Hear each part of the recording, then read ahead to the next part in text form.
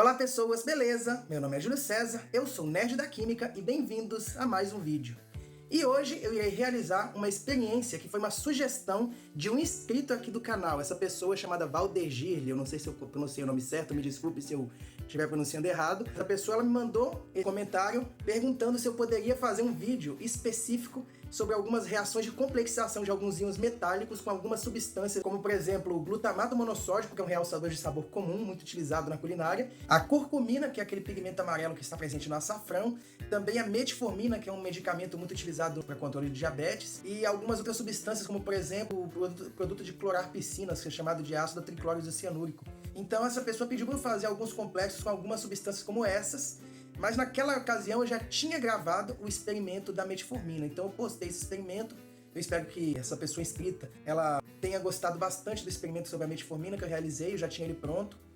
Vou mandar logo um salve para ela, para a pessoa chamada Valdergir que mandou essa sugestão, porque você literalmente me salvou a vida, porque naquele momento eu estava sem nenhuma ideia para gravar vídeos, e aí você me mandou essa sugestão e eu percebi que é uma ideia muito legal para fazer um vídeo sobre ela, um vídeo bem legal. Então vou fazer agora um vídeo explorando as reações de complexação utilizando o ligante orgânico glutamato monossódico, que é uma substância que é um tipo de aminoácido, e é um aminoácido naturalmente encontrado no nosso corpo. É um dos 20 aminoácidos que formam as proteínas, e podemos ver nas reações do glutamato com íons metálicos o modo como os íons metálicos reagem para formar complexos, por exemplo, o que acontece em enzimas.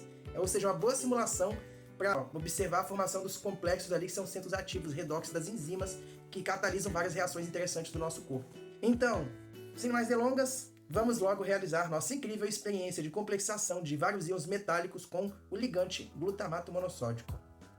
E esse será o agente complexante que nós iremos utilizar nessa reação, o sal glutamato monossódico, em um meio levemente alcalinizado para poder facilitar a reação de complexação. Para começar, nós iremos produzir o complexo do cobre com glutamato. Primeiramente, nós colocamos aqui um pouco de solução contendo sal sulfato de cobre dentro desse tubo de ensaio, e em seguida nós adicionamos a nossa solução levemente alcalinizada do glutamato monossódico. Nós podemos perceber imediatamente a reação com a formação desse complexo de cor azul mais escura, que é o complexo do cobre com glutamato. Esta é uma reação que ilustra muito bem a complexação entre os íons de cobre e os aminoácidos, e se forma um complexo bastante estável com uma cor notadamente diferente. E o próximo íon metálico que iremos testar será o íon níquel mais 2. Colocamos aqui uma pequena quantidade de uma solução de sulfato de níquel 2 no tubo de ensaio. Em seguida, nós adicionamos o nosso complexante glutamato. Nós podemos perceber uma leve mudança de cor na solução, que passa de um verde para uma cor um pouco mais azulada. Porém, não é uma mudança tão intensa como o que acontece no caso do íon de cobre, que possui uma cor bem mais diferenciada. E agora nós iremos produzir o complexo do glutamato com o íon cobalto mais 2. Aqui nós temos uma solução rosa de sulfato de cobalto 2 e a ela adicionamos um pouco da solução alcalinizada de glutamato monossódico. Nós podemos observar a formação do complexo, que possui uma cor apenas ligeiramente mais rosada do que o complexo aqua do cobalto original. Esse complexo de cobalto mais 2 é facilmente oxidado por alguns oxidantes, como por exemplo o peróxido de hidrogênio, para o complexo de cobalto mais 3 com glutamato, o qual possui uma cor claramente diferente, um tom de violeta purpúrea bem forte. Olha só que cor bonita, nós podemos ver aqui contra a luz, olha só que coisa mais incrível. Agora nós iremos testar a formação de complexo com os íons ferro mais 2. Temos aqui um pouco de sulfato ferroso, nós adicionamos aqui a solução de glutamato que já estava adicionada no tubo de ensaio, e após agitar bem a mistura nós podemos observar o desenvolvimento de uma cor levemente amarelada, cor de palha. Esse é o complexo do glutamato com o ferro mais 2.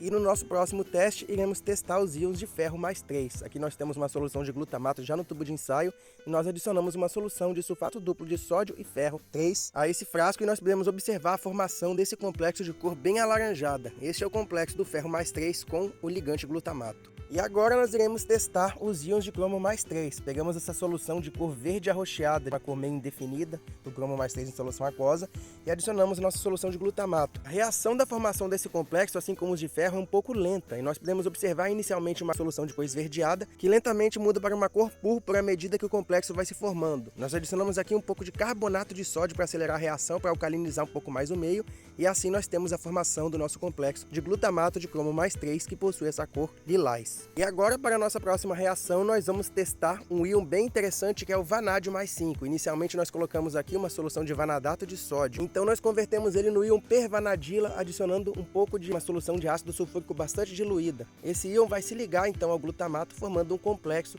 de glutamato de dióxido vanádio, o qual possui uma cor amarela bem intensa. Em seguida, nós adicionamos uma solução de um agente redutor, como por exemplo o ácido ascórbico, à nossa solução de complexo amarelo obtido. Nós observamos a mudança da cor para azul devido à formação do complexo de glutamato de vanadila, contendo vanádio mais 4, que possui uma cor azul bastante característica, como vários compostos de vanádio mais 4 possuem.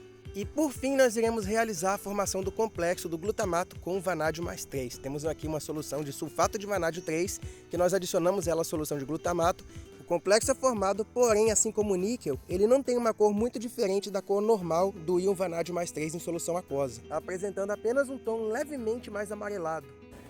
Pois então, como vocês já devem ter visto, nós acabamos de realizar uma experiência de complexação de alguns íons de metais de transição com o ligante glutamato monossódico. O glutamato monossódico ele é um sal de um aminoácido, e esse aminoácido ele é um ligante que contém um grupo amino e um grupo carboxila, ou seja, alguns átomos que podem doar pares eletrônicos, ou seja, uma base de Lewis.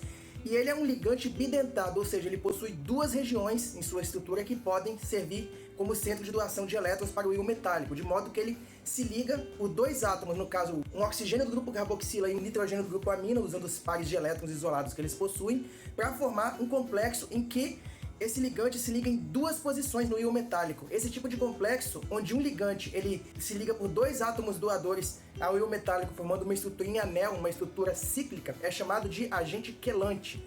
E isso é comum em todos os aminoácidos e vários compostos orgânicos, que formam alguns compostos bioquímicos importantes de alguns íons metálicos.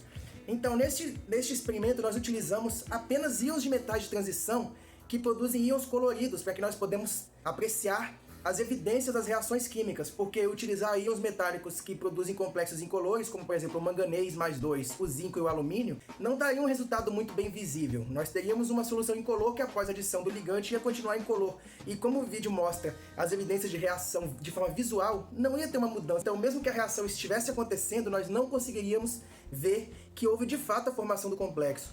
Então nós utilizamos alguns íons metálicos que formam íons coloridos. E o interessante é que o ambiente de coordenação influi na cor que o íon metálico vai apresentar no complexo, de forma que essa mudança no ambiente de coordenação em volta do íon metálico, que na forma original deles em solução está na forma de complexo com a água, formando complexos aquo, ou seja, com moléculas de água ligadas, quando nós substituímos as moléculas de água que estão ligadas no íon metálico pelo ligante, então nós mudamos o modo como a estrutura eletrônica desse átomo vai responder à luz. E assim nós obtemos uma mudança de coloração no complexo do íon metálico. Por exemplo, nós temos o cobre, que forma um complexo azul claro com a água, porém na presença de ligantes, especialmente aqueles que doam nitrogênio, eles produzem uma cor azul mais intensa. E assim nós temos a mudança de cor do azul claro para o azul escuro. O níquel não sofre muita mudança de cor devido à sua estrutura eletrônica com os complexos, mas geralmente alguns complexos de níquel com ligante de nitrogênio, também, o grupo amina do grupo glutamato, ele tende a ter uma cor mais puxada para o azul do que para o verde. Então assim nós temos esse complexo, originalmente tinha uma cor verde clara, formou um complexo que ainda tem uma cor pálida, porém um pouco mais azul. O cobalto mais 2, ele tem uma cor rosada em solução aquosa. Quando forma um complexo com agente quelante, ele tem uma cor rosa mais intensa do que originalmente ele teria em solução aquosa, porém, os complexos quelatos dos íons de cobalto mais 3 são mais estáveis do que os complexos do íon cobalto mais 2. Dessa forma, o íon cobalto mais 2 é bem difícil de ser oxidado ao cobalto mais 3 em condições normais, quando está formando complexo com a água, por exemplo. Porém, ao se ligar ao agente complexante, se torna bem mais favorável para ele formar um complexo do cobalto mais 3. Então ele fica facilmente oxidável e assim nós podemos oxidá-lo com agente oxidante adequado e obter o complexo de cobalto mais 3, que possui uma cor bem distinta do complexo do cobalto mais 2. Então a cor muda de rosa para uma cor violeta, e assim nós podemos apreciar a mudança e a formação da cor no complexo. Os íons de ferro, eles possuem cores bem variadas. No caso, o ferro mais 2 ele tem uma cor quase incolor, porém alguns complexos dele tendem a ser mais esverdeados, alguns tendem a ser mais amarelados, dependendo do tipo de ligante utilizado. A mudança de cor no caso do glutamato não é muito pronunciada, porém a gente vê claramente que a cor mudou no caso do ferro mais 2, de uma cor quase incolor para uma cor amarelada. E o ferro mais 3 possui uma cor mais alaranjada ou avermelhada, como vocês puderam ver na reação. O cromo é um caso bem interessante porque a cor do íon de cromo em solução aquosa pode variar de acordo com vários fatores, como por exemplo o ânion que está formando sal com o íon cromo mais 3, o ambiente de coordenação da água. E no caso, geralmente o íon cromo mais 3 em solução aquosa ele tem uma cor verde escura meio acinzentada, às vezes puxando um pouco para a cor meio arroxeada, uma cor meio indefinida. Porém, quando ele se liga a complexos que são doadores de átomos de oxigênio, eles tendem a apresentar uma cor verde mais intensa. E quando se ligam a doadores de átomos de nitrogênio, eles têm uma tendência a apresentar uma cor mais roxa, mais lilás. E aí nós podemos observar que esse complexo, apesar dele se formar bem lentamente, porque o cromo mais 3 é um íon que troca muito devagar de ligantes, porque os complexos são bastante estáveis, nós podemos observar a cor predominantemente esverdeada em solução mudar para uma cor arroxeada quando forma um complexo com glutamato. E o interessante também são esses íons do vanádio, que nós temos o vanádio mais 5, mais 4 e mais 3. O vanádio mais 5, na forma do ânion vanadato, geralmente é incolor. Na forma do cátion pervanadila, que é o VO2+, ele geralmente tem uma cor amarela. Complexos de pervanadila também tendem a ser amarelos ou laranja, como nós podemos observar aqui a formação do complexo com glutamato. Por outro lado, esses complexos de vanádio mais 5, eles são facilmente reduzidos para vanádio mais 4, de forma que adicionando um agente redutor, por exemplo, a vitamina C, sulfito de sódio, entre outros, nós podemos observar a redução do complexo do vanádio mais 5, que é amarelo, para o complexo do vanádio mais 4, que é azul escuro. E aqui nós temos essa estrutura interessante porque os íons de vanádio em estado de oxidação alto, ou seja, mais 4 ou mais 5, eles quase sempre estão ligados a algum átomo de oxigênio. Então nós temos os íons pervanadila, que é o VO2+, e vanadila, que é o VO mais 2. E esses íons, eles vão estar ligados ao ligante glutamato ali formando aquele complexo. E por fim nós temos o vanádio mais 3, que nós aproveitamos para fazer a reação no final, que ele tem essa cor, que é geralmente um verde acinzentado em solução aquosa, porém ele forma um verde claro, mais amarelado quando forma um complexo. E assim como o níquel, a cor do complexo não é tão intensa quanto dos outros íons observados. Então eu espero que vocês tenham gostado bastante desse novo vídeo, essa nova reação química interessante que eu realizei agora. Eu agradeço a esse inscrito por ter me dado essa sugestão. Peço a vocês que inscrevam-se aqui nesse canal, deixem seu like para poder o YouTube poder distribuir melhor esse vídeo para as outras pessoas. Se puderem ajudar financeiramente o canal, deixem um pequeno valor aqui no nosso Pix. Muito obrigado pela atenção de vocês e valeu!